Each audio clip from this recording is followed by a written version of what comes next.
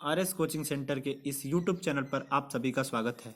दोस्तों, जैसा कि मैंने पिछली वीडियो में बोला था कि नेक्स्ट वीडियो में हम ऑप्टेटिव सेंटेंस को पढ़ेंगे। तो चलिए दोस्तों, देर न करते हुए हम इस नरेशन की सीरीज में ऑप्टेटिव सेंटेंस को एक्सरसाइज और रूल के माध्यम से समझने का प्रयास करते हैं। दोस्तों, हम ऑप्टेटिव सेंटेंस को 5 तरह से देखेंगे। पहले हमें सेंटेंस मिलेगा जिसमें कामना रहेगा, इच्छा रहेगा। दूसरा हमें सेंटेंस मिलेगा जिसमें प्रार्थना रहेगा। और तीसरा हमें जो सेंटेंस मिलेगा, वाक्य मिलेगा, उसमें हमें अभिशाप। और चौथा जो हमें सेंटेंस मिलेगा उसमें बधाई मिलेगा, बधाई के भाव मिलेंगे। और अंतिम और पांचवा जो सेंटेंस मिलेगा उसमें हम देखेंगे कि रिपोर्टेड स्पीच में अभिवादन वाले भाव उत्पन्न होंगे। तो दोस्तों, एक एक करके समझते हैं। कामना वाला जो सेंटेंस रहेगा उसमें हम देखेंगे कि मैं, यू, इससे शुरू होने वाला सेंटेंस रहेगा। तो इस स्थिति में हम सैड या सैड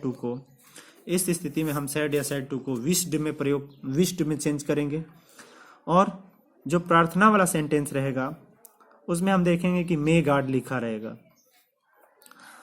तो इस प्रकार के सेंटेंस को हम रिपोर्टिंग वर्ब के सैड या सैड टू को हम प्रेड या अर्ज में बदलेंगे।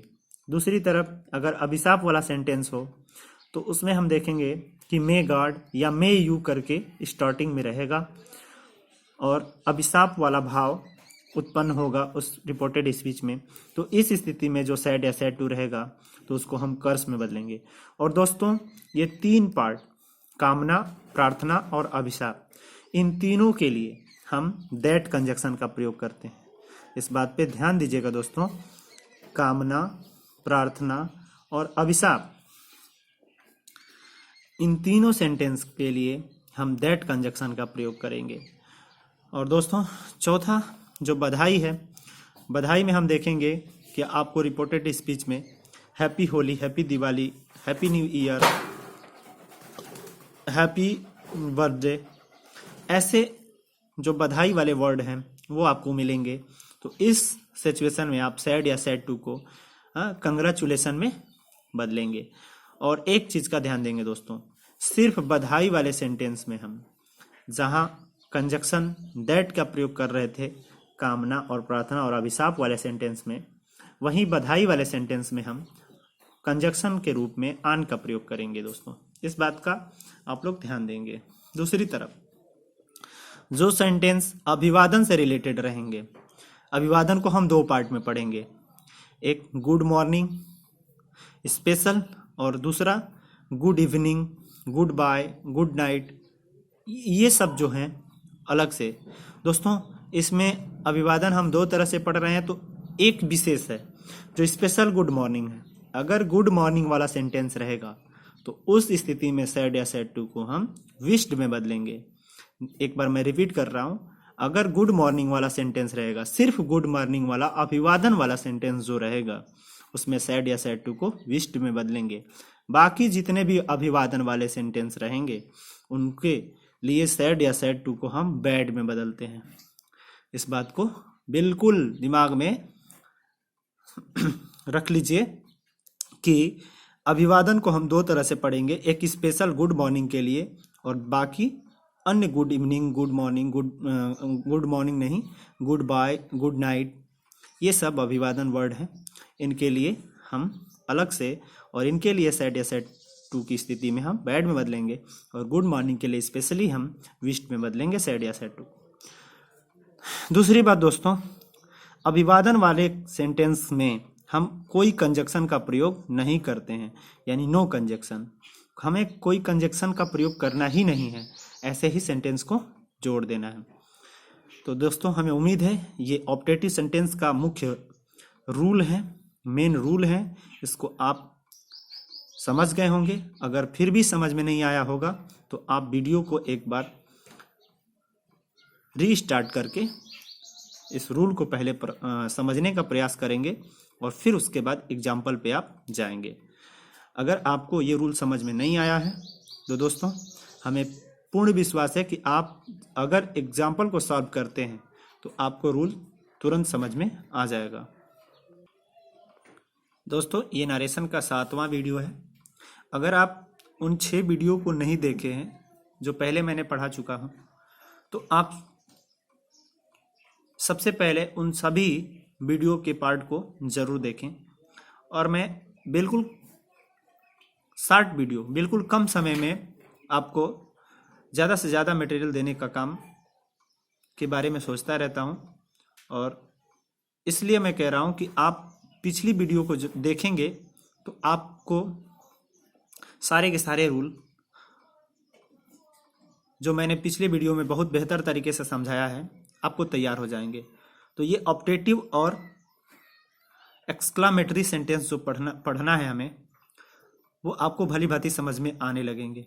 तो दोस्तों चलिए हम एग्जाम्पल के थ्रू समझते हैं ऑप्टेटिव सेंटेंस को।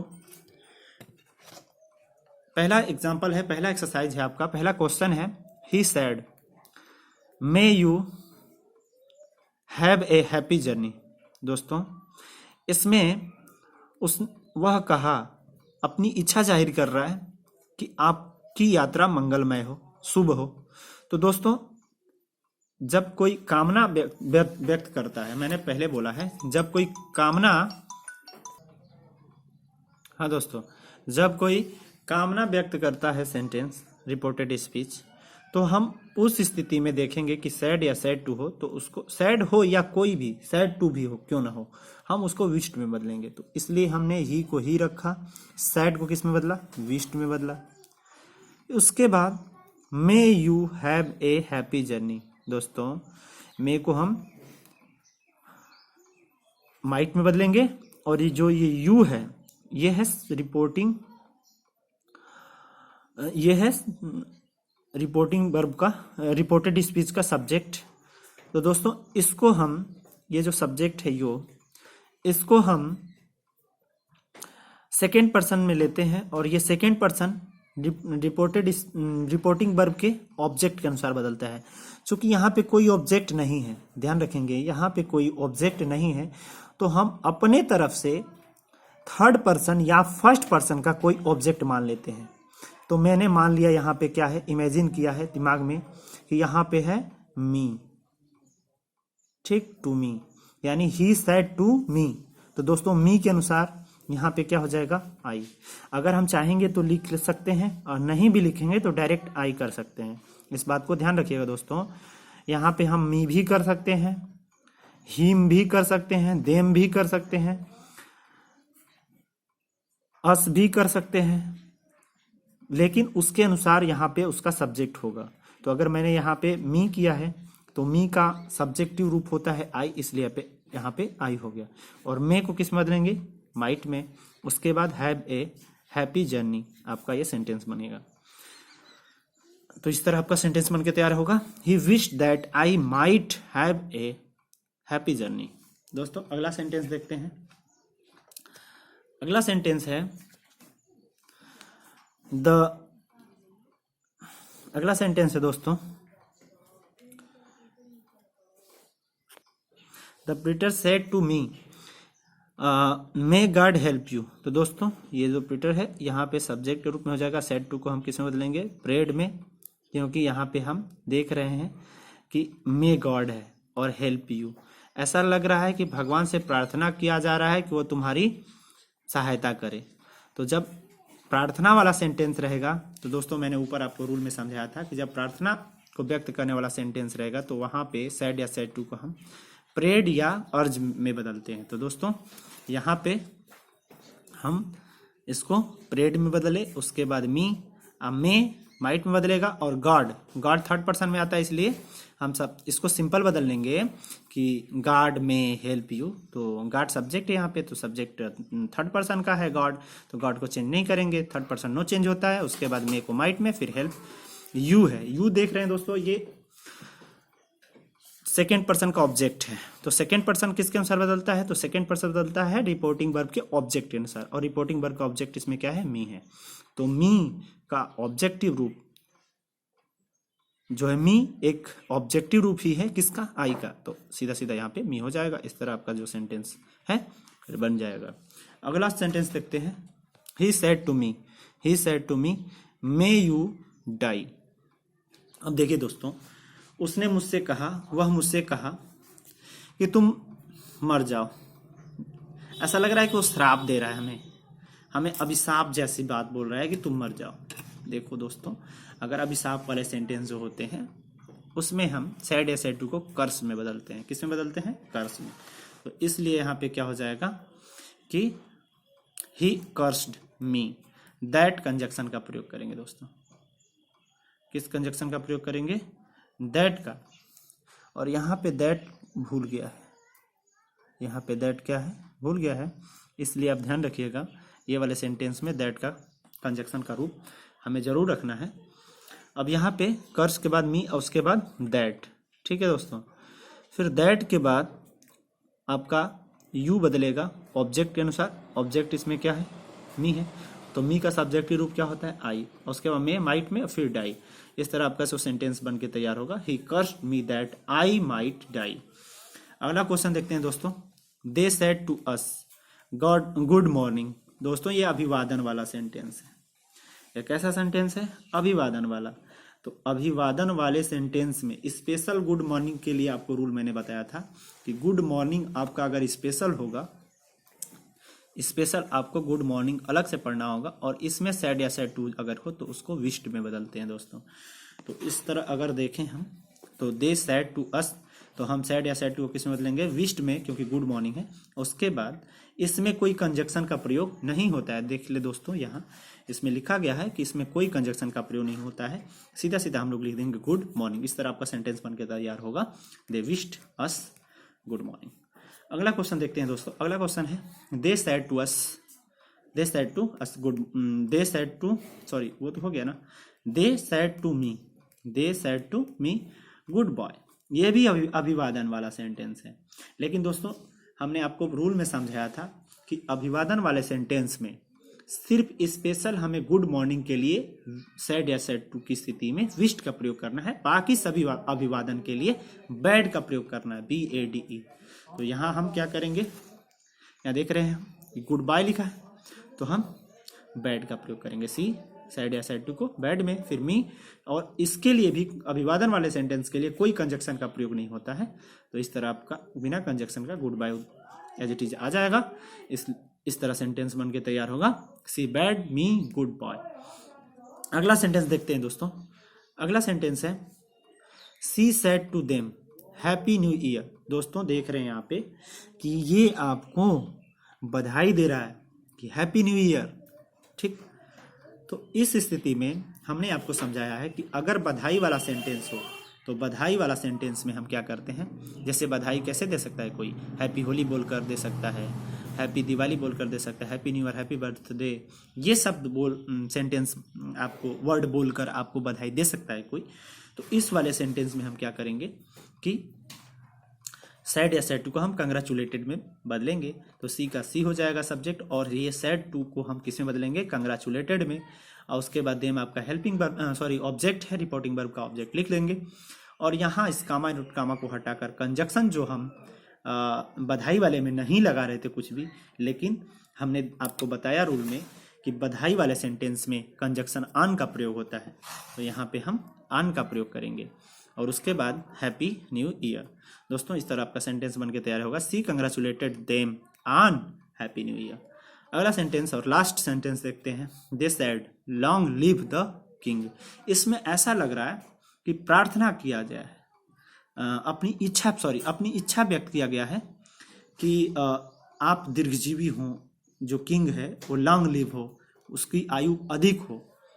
तो दोस्तों इस स्थिति में हम विश्ड करेंगे कि हमने अपना इच्छा जाहिर किया है कि भगवान जो है वो किंग जो है दीर्घजीवी रहे, राजा जो है दीर्घजीवी रहे।